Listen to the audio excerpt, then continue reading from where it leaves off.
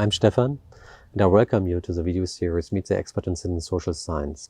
In this video series, I talk to several citizen scientists who have either an academic background or are citizens from the field. And in this video series, we want to present personal experiences in the field of citizen social science.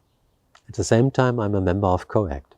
COACT is a research and innovation project that is funded by the EU Commission. And in this COACT project, we want to experiment with new approaches, with new tools to citizen social science. COACT is an abbreviation, and it stands for Co-Designing Citizen Social Science for Collaborative Action.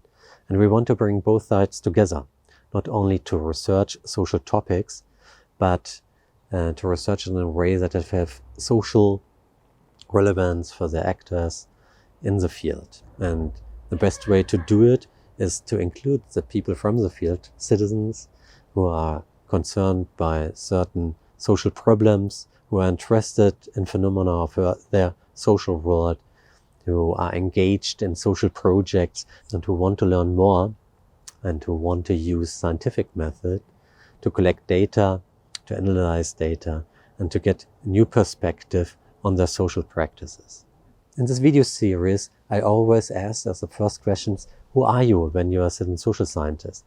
And now I want to give you my personal answer to this question. As a citizen social scientist, I enjoyed very much to go to people and to work together with them on a research subject. Citizen science is quite different to conventional research. The normal image of a scientist is that it is a person who sits at his desk and to research from his office. So my interest was always to be engaged in the field, to learn something about the real world outside, beyond of a questionnaire or an interview guide. And the first research that I did was ethnography. That means to do field work, to interact with people in the field, to talk with them, to attend at their everyday life. And I think participatory research and participatory citizen social science takes this a step further. That is that I invite people to think together with me about scientific problems, to be part of a scientific project. My first experience with participatory methods was that we conducted a research project together with homeless people in a homeless shelter. And we invited these homeless people to be part of this research project. And that means that we integrated them into every stage of the research project. One very first thing that is important in a research project is to define a research question. And it makes quite a difference if it is defined only by me as an academic researcher who sits at the university, or if people have their say who are affected by the social problems that we want to research in these projects. That was my first experience in citizen social science or in participatory research methods. Building on these experiences that we had there in this project, we conceptualized something that I would say is a special contribution by me for the participatory research approach. And that is what I call the research forum. The Forum Romanum was a place where the Roman citizenry met to discuss their topics, to exchange their opinions and to come up with something like a public opinion. And it was a place to discuss political issues and to make political decisions. And that is an idea that we use to conceptualize participatory research.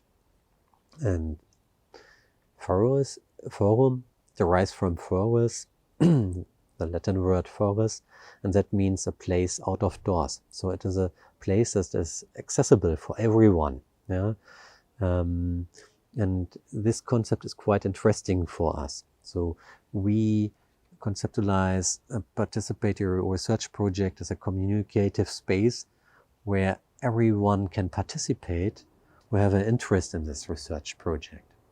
And the open space aspect is one important side of this research project. The other side is the communication. Communication is not only about talking to each other, but the general idea of science is to come up with generalizable assertions, with a theory. And that means that we don't only want to describe the situation of one homeless person. Yeah? I think it's important to have this experience of the people that can really different, but that we have on the other side as well a theory, general assertions about situations that are more general at the end for homeless people. To give you a practical example what we do in COACT, I want to refer to the project that we do together with Founderland. There's another video with Deborah. She's a member of Founderland, and she wants to tell something about her perspective on our research project. The interesting part for me as a scientist is that we collaborate on questions that are relevant for them. Yeah, Founderland is a non-profit organization who want to support women of color to become founders, to found their own companies. And we had a call for proposals where civil society organizations could suggest their own research projects. The idea is that citizens can get the place behind the steering wheel of the research track, and that we as academic scientists help them to navigate through the jungle of research. And that is a quite interesting experience for me, that I provide the knowledge, the tools, the methods to citizens, and they can define their own research project. The benefits for the citizens is, from my perspective, that they have a say on defining the research project, that they can define research questions, that they can define the research topic. I don't think that there's a right or wrong perspective, but adding perspectives, especially perspectives from the field, helps to clarify this research topic from a multitude of different angles. Important for this is co-creation, collaboration, where we integrate both perspectives. From one side is the scientific perspective, the theories that we have, and social science. On the other side, we have the experiences that people make in society, in the social world. And I think both perspectives are quite different. In theory, we have this abstract definition of situations, but that can help to come up with general definitions of social situations. On the other side, the everyday experience of people with social situations, that's different, but that's important at the same time. And we need an integration of both sides.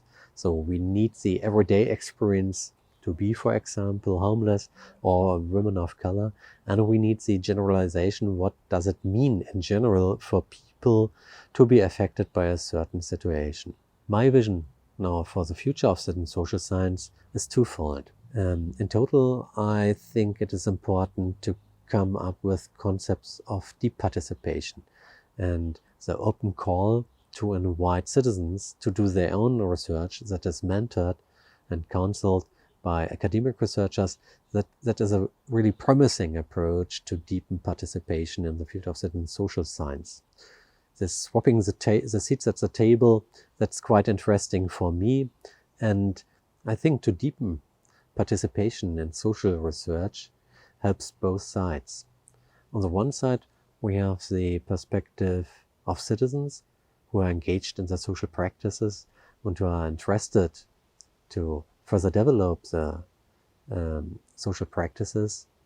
And one way could be to gather new knowledge, to find new data, to find new solutions for practical problems. That is one goal that deep participation could have. So that is a knowledge that is related to social practices. On the other side, it could help the academic researcher as well.